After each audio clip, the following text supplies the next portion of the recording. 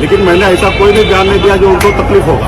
मैंने ये कहा कि जब हमारे सरकार की जो मंडल आयोग जो मिशन लागू हुआ था, जो उसमें खास करके पिछड़ा और ओबीसी का आरक्षण लागू हुआ, जिसमें अमित शाह जी ने, गृह मंत्री जी ने आए और झूठ बोल रहे हैं कि कांग्रेस पार्टी ने सारे अटका कर रखा है। मेरा कहना यह था कि भारतीय जनता पार्टी या गृह मंत्री जी किसी के हाथ में मेहंदी नहीं लगा था, आपके पास भी कुर्सी था और 30-32 सालों में ज्यादा से ज्यादा समय आपके पास 17-18 साल आपके पास पावर था। 10 साल मोदी जी का, इससे पहले अटल बिहारी वाजपेयी जी का सरकार था। टोटल 17-18 साल आपके पास सरकार था।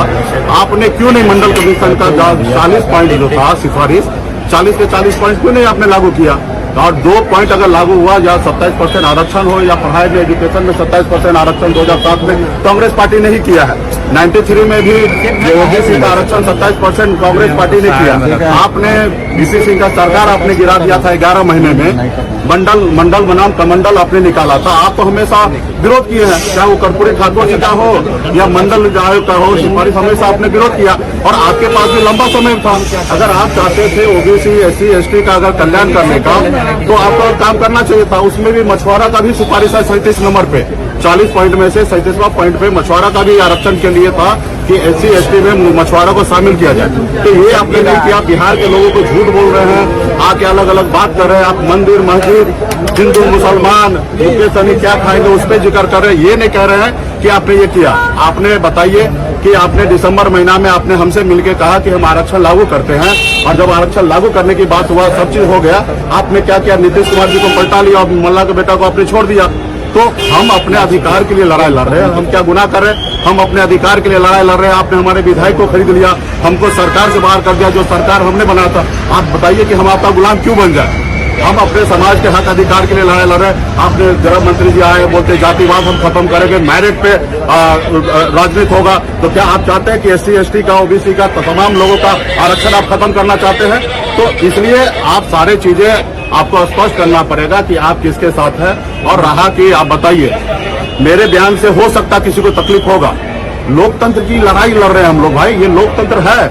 आप बताइए कि हमको Y+ का सुरक्षा मुहैया हुआ था और ये भारत सरकार के द्वारा दिया गया। और Y+ सुरक्षा जो होता है वो एक प्रक्रिया से मिलता है और एक प्रक्रिया से उसको खत्म किया जाता है। हम यहाँ पे कुछ बयान दिए जो उसको तोड़ मरोड़ के मीडिया के द्वारा या वो तोड़ मरोड़ के वो सुने, जिससे उनको बुरा लगा। अब बुरा लगने से हमारे सुरक्षा से आपको क्या संबंध है? आप हमसे लड़ाई लड़ते हैं, हम उस पर आपको बात करते कि हमने क्या कहा और आपने क्यों सुना। आप बताइए कि मैं यहाँ से हेलीकॉप्टर से उड़ा और मैं सिवान गया, और सिवान से उड़कर मैं जैसे सीतामढ़ी पहुंचा, ऊपर में ही था, उतने देर में हमारा सुरक्षा गायब हो गया। जो लोग हमारे सुरक्षा कर्मी गए तो वो बोले कि आपका सुरक्षा विड्रॉल हो गया, और जबकि अभी तक ऑथराइज कोई भी लेटर हमारे पास नहीं आया। सिर्फ एक बयान को लेकर आप सुरक्षा वापस कर ले रहे हैं। यानी कि आप चाहते हैं कि मुकेश सहनी को मरवा दे, तो आप दे दीजिए फांसी का सजा मुझे। अगर मैं अपने जात के हक अधिकार के लिए, मछुआरा के लिए, मल्ला के लिए अगर लड़ाई लड़ना मेरा अगर गुनाह है, तो मैं कहता हूँ माननीय प्रधानमंत्री जी, राष्ट्रपति महोदय, सब आप ही का है। आप मुकेश सहनी को कल फांसी पर लटका दीजिए, मुझे कोई फर्क नहीं पड़ता। हमने पहले भी कहा, एक सीट को लेकर भाजपा के साथ राजनीति करना, इससे अच्छा मैं जहर खा लूंगा, मर जाऊंगा, लेकिन भाजपा के साथ राजनीति नहीं करूंगा। हाँ, मेरे अधिकार की अगर बात होगा, मेरा अधिकार दीजिएगा, तो निश्चित तौर पर हम आपके साथ खड़ा रहेंगे। अगर जब तक मछुआरा का बेटा को, मल्ला के बेटा को अधिकार नहीं दीजिएगा, हम चट्टानी एकता के ताकत के साथ खड़ा रहेंगे। जैसे दशरथ मांझी ने कहा था, जब तक तोड़ेंगे नहीं तब तक भाजपा को छोड़ेंगे नहीं। उसी तरीके से मल्ला का बेटा आपसे वादा करता हूँ कि हम लड़ाई लड़ेंगे, हम संविधान को बचाने की लड़ाई लड़े। आप बताइए, लोकतंत्र है। आपने हमें Y+ सुरक्षा दिया, किस आधार पे दिया? हमारे जान माल का खतरा था, आपने दिया। आप अगर मुझे हटाना भी है तो Y+ से आप Y करते, उसके बाद अगर उसके नीचे भी आप कैटेगरी पे आते, आप एक ही झटके में आपने हटा दिया।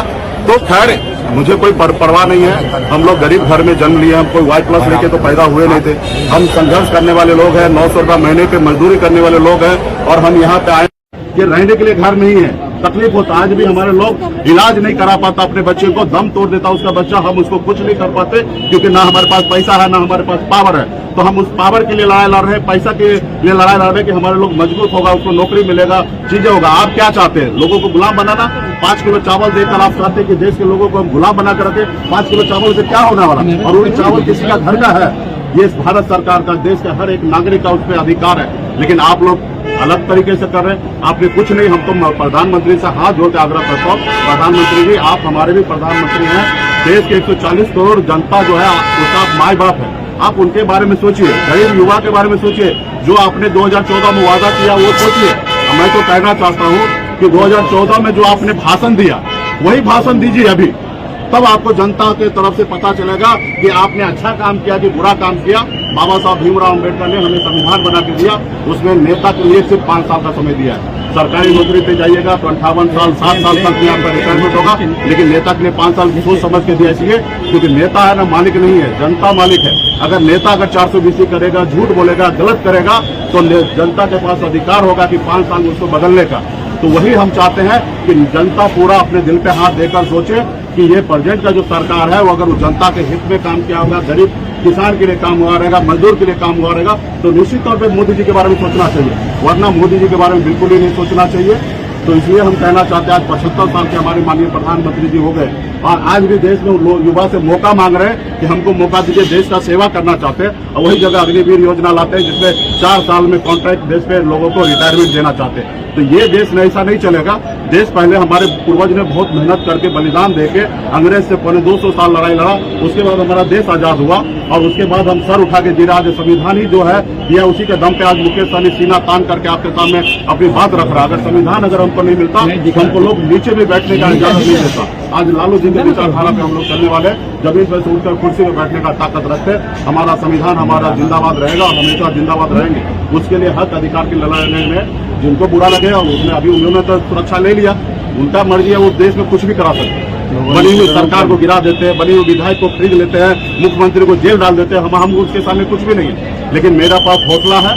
लाखों निषाद यूपी, बिहार, झारखंड में एक एक मल्ला का बेटा ने हाथ में गंगा जल लेके संकल्प लिया था कि हम अपने बच्चे के भविष्य के लिए लड़ाई लड़ेंगे। हमने भी संकल्प लिया है और मजबूती से हम गंगा माता का सौगंध करते हैं कि मजबूती से जब तक हम लोग जो एजेंडा पे जो अपने अधिकार के लिए लड़ाई सुदृढ़ नहीं कर लेंगे तब तक हम चैन से नहीं बैठेंगे, मजबूती से लड़ेंगे। मोदी जी के पास बहुत ताकत है, कल फांसी दे दे मुझे कोई फर्क नहीं है, कल वो मरवा दे मुझे फर्क नहीं पड़ता, सुरक्षा लिया कोई फर्क नहीं। हम लोग तो मछुआरा समाज जाते रात को 2 बजे रात को जहाँ लोग नहीं पहुंचता वहाँ पे हमारे बाप दादा मछली मारने के लिए जाते, ना हमें भूत प्रेत डकैत से किसी से डरने लगता।